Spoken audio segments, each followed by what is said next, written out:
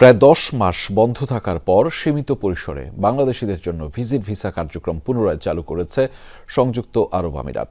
প্রধান উপদেষ্টার press wing থেকে পাঠানো এক বিজ্ঞপ্তিতে বিষয়টি নিশ্চিত করা হয়েছে। সংযুক্ত আরব আমিরাত সরকার জুলাই বিক্ষোভের সময়ে ৫৭ জন বাংলাদেশিকে বিভিন্ন মেয়াদে কারাদণ্ড দেওয়ার একদিন পরেই বাংলাদেশিদের জন্য সাময়িকভাবে ভিসা বন্ধের ঘোষণা দিয়েছিল। শিগগিরই ভিসা সংক্রান্ত জটিলতা কেটে যাবে আশা সংশ্লিষ্টদের।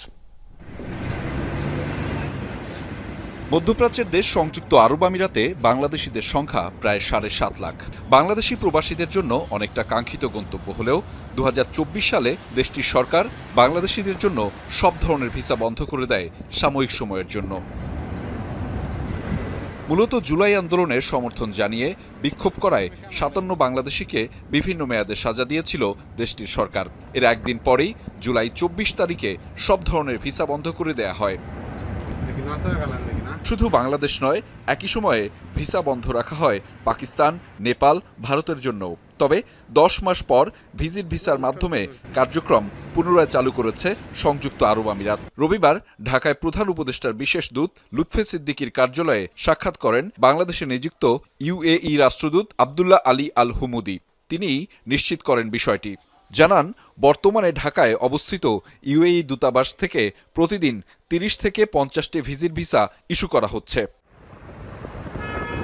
এছাড়াও ব্যবসায়ী প্রতিনিধিদের জন্য একসাথে বহু ভিসা ইস্যুর প্রক্রিয়া দ্রুততর করা হয়েছে, যা ব্যক্তি পর্যায়ের যোগাযোগ এবং বাণিজ্য সম্পর্ককে আরও গতিশীল করছে।